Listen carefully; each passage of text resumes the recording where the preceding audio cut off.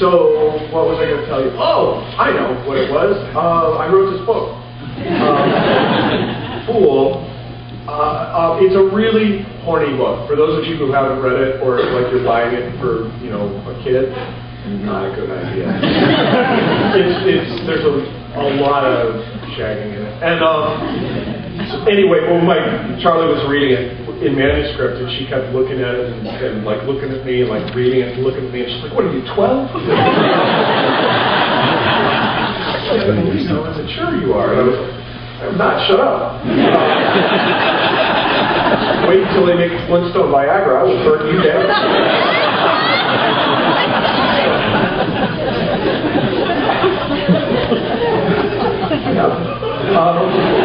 Anyway, so just you're being warned there. I did not set out to write a Shakespeare book. This is King Lear as told from the point of view of the Fool.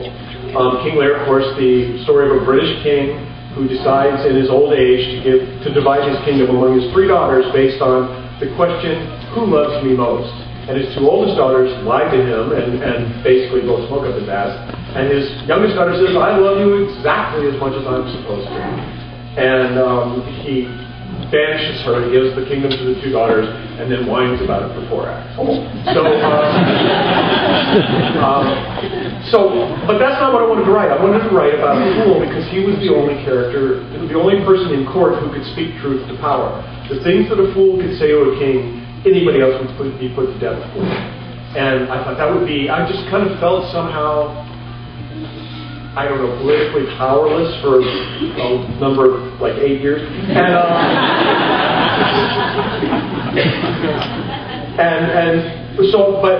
But I didn't plan. I had lunch with my editor, Jennifer Brown, in New York, and I said, should I do a generic fool or like Lear's fool? And she goes, oh, do Lear's fool. And that was the end of her commitment to it. What it opened up for me is, oh, I have to learn Shakespeare. You guys, I'm not an English major. Big surprise, right? So I had to learn the entire canon of Shakespeare, and I did some other research for you guys. I went to England to look at old stuff, the medieval stuff, because they keep it there. So I know that you guys have probably traveled a lot, but I was poor like most of my life, and so I've just now started to travel. So maybe you all know this already. But anyway, in case you're in England, English people say sorry a lot. Like everywhere you go, they're like sorry. If you make eye contact, they're like sorry. And you can basically walk around London all day long and have people apologize to you. And in the beginning, they're like sorry, and you're like, oh. It's all right, you know. No, big deal, you know. But by the end of the day, they're like, sorry, and you're like, you should be. And so just expect that. And anyway, the other thing that you probably know, they drive on the left. I knew they drove on the left, but I didn't know why they drove on the left. So an English friend of mine tells me that in the old days, most of the swordsmen were right-handed, and you're riding on a horse, and so you've got your sword out this way. And the other guy's got his sword out that way. So if you pass the way we drive on the right, your swords will hit, and then you have to stop and fight, and you never get anything done. So they are on the other way, so your swords are out in the weeds or whatever. And the other place to do that is also in Japan. Now, I'm not sure, I didn't see anybody like hanging a sword out the window of the car, but, you know, that's where the tradition started. The other reason I think that it continues is it makes it easier for them to run over Americans. You go across the street and you look for traffic, and then it's like, sorry.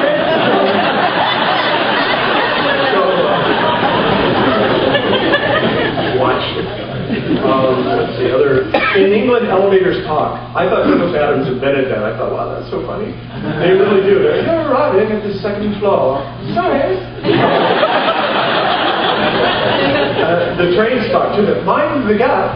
Sorry. I guess if you don't mind the gap, then they just drag you down the track. Sorry. Oh, terribly sorry. So it's like, oh, and as polite as they are, squirrels are really demanding in London. They'll want to run down an 1,100-year-old oak tree and come up and like, give us a biscuit. I mean, it's squirrel language. I'm translating for you. I presume they have that accent. You know. Jersey, for all I know. I don't speak Jersey very well. I'm sure you guys all do. Anyway, so just be prepared for that because they're demanding, you know. And I never have a biscuit with me, which is a cookie. So I just have to go, sorry. Let's see. In England, sweaters are called jumpers. People who jump up and down repeatedly are called sweaters. Pants are called trousers. Panties are called pants. If someone knocks you up, they're coming around to your house.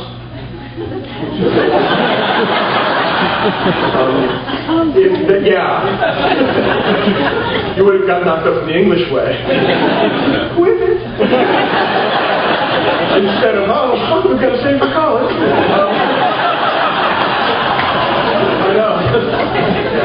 I know, yeah, you could have looked at the, you know, in case that little guy was at the peephole, exactly. I don't think that it means they deliver a bait, you know, it's like, you, like, hello, and they're like, here. Sorry, the start was off today. No, that's not what they mean. It's just like, somebody told me, like, in the Welsh mining towns, that nobody could afford a clock, and there was no alarm clocks in the day, so for you to make it to work on time, you paid a guy like a penny a month, and he would come by and knock you up to wait. Okay, that's nice. Don't make eye contact. It just messes me up. No. Oh, and if someone is using a rubber, they are erasing something.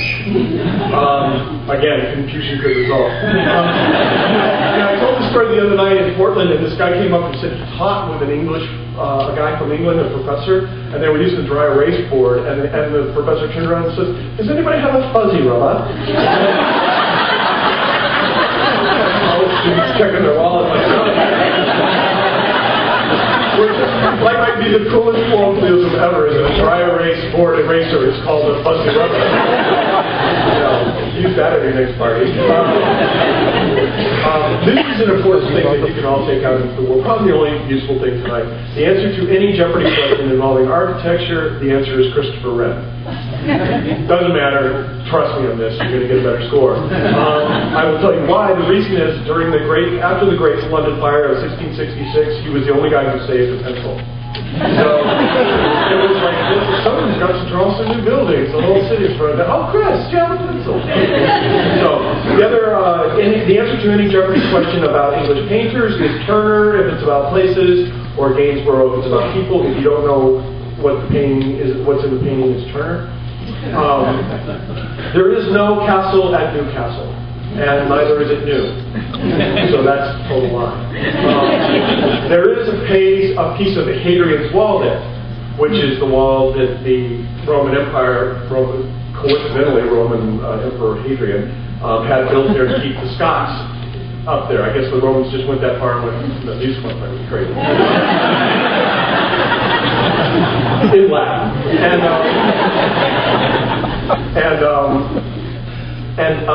But the Hadrian's, they have a piece of Hadrian's Wall, which I want to tell you in advance is full of crap. Hadrian's Wall is, and those of you who can't see, it's like this big. Yeah, like this. How is that? The only way I figured that could keep the Scots out is if they went, oh, I can't skip over, let's see up my kilt.